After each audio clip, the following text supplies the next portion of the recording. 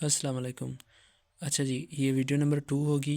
कल की वीडियो अगर आपने नहीं देखी तो बड़ा मेहरबानी वो पहले देख लें, उसके बाद इस पर आ जाएँ, ठीक है जी।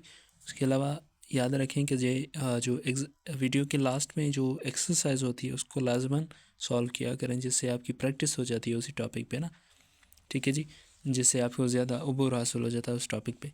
अच्छा, कल हमने पढ़ा था जो लेटर्स थी, वर्ड थे, और उसके अलावा हमारे पास जो सेंटेंसेस थे उनको पढ़ा था कि सेंटेंसेस क्या होते हैं कि ग्रुप ऑफ वर्ड्स, और जो वर्ड्स होते हैं वो ग्रुप ऑफ लेटर्स होते हैं।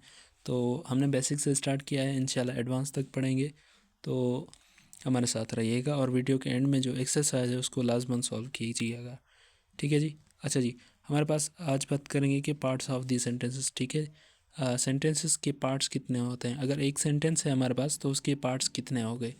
अगर बात करें सेंटेंस के पार्ट्स की तो सबसे पहले हमारे पास इसके दो पार्ट्स होते हैं। नंबर 1 होता है हमारे पास सब्जेक्ट और दूसरा होता है प्रेडिकेट। अच्छा, ये क्या होते हैं इनको डिटेल में समझते हैं। सबसे पहले सब्जेक्ट जो होता है टॉपिक ऑफ द सेंटेंस, ये हमारे पास सेंटेंस का टॉपिक होता है। जो भी हमारे पास सेंटेंस है उसका टॉपिक जो भी होगा वो हमारे पास सब्जेक्ट होता है। उसके अलावा और doer of an action is called subject, ठीक है जी।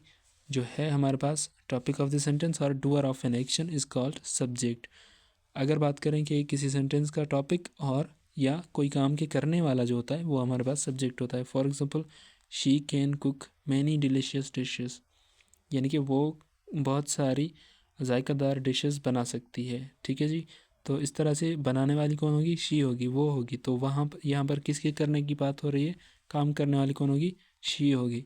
तो शी हमारे पास सब्जेक्ट हो गया। उसके अलावा अगर बात करें, हेयर कम्स दी बस, यहाँ पर बस आ रही है, वो देखें बस आ रही है, ठीक है जी। यहाँ पर अगर बस के बारे में हम बात कर रहे हैं तो इसलिए हमारे पास बस जो है वो हमारे पास सेंटेंस का टॉपिक हो गया, इसलिए हम इसको कहते हैं कि बस हमारा सब्जेक्ट है। अच्छा, एक चीज़ याद रखें कि सब्जेक्ट जो है लाजमी नहीं है कि सेंटेंस के स्टार्ट में आए। कभी स्टार्ट में आ सकता है, कभी एंड में आ सकता है, कभी बीच में भी आ सकता है, तो उसकी जगह मैटर नहीं करती। हमारे पास ये चीज़ क्लियर होनी चाहिए कि टॉपिक ऑफ द सेंटेंस और doer of an action is called subject, ठीक है। ये चीज़ हमारे अगर जहन में क्लियर होगी तो हम आसानी से उसको पहचान पाएंगे कि सब्जेक्ट कौन सा होता है।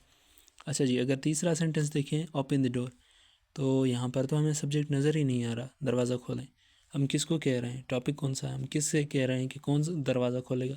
तो यहाँ पर याद रखें कि इम्पेरेटिव सेंटेंसेस में हमेशा हमारे पास सब्जेक्ट जो होता है वो यू होता है। इम्पेरेटिव आपको आगे चल के पढ़ाएंगे कि इम्पेरेटिव सेंटेंस क्या होते हैं। असल में इस तरह से समझ लें कि कोई हुक्म देना, कोई अर्ज़ करना, इस तरह के जो सेंटेंसेस होते हैं ना, तो उनमें जो है हमारे पास उनको इम्पेरेटिव सेंटेंसेस कहा जाता है। तो इनका ऑटोमेटिकली आपको अंडरस्टूड होता है कि इनका सब्जेक्ट जो है यू है, और हमेशा इनका सब्जेक्ट यू ही होता है।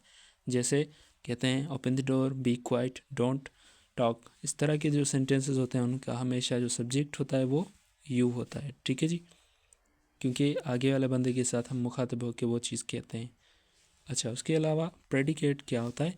प्रेडिकेट होता है all the words except subject are called predicate.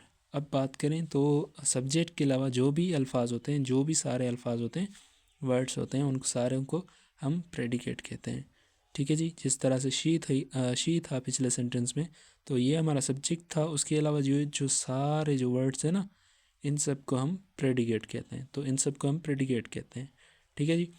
उसके अलावा अगर बात करें दी बस, ठीक है जी। दी बस हमने पिछले सेंटेंस में कहा था कि हमारे पास सब्जेक्ट है, क्योंकि ये हमारे पास टॉपिक था बात करने का ना, इस पे हम बात कर रहे थे, तो ये हमारा सब्जेक्ट था।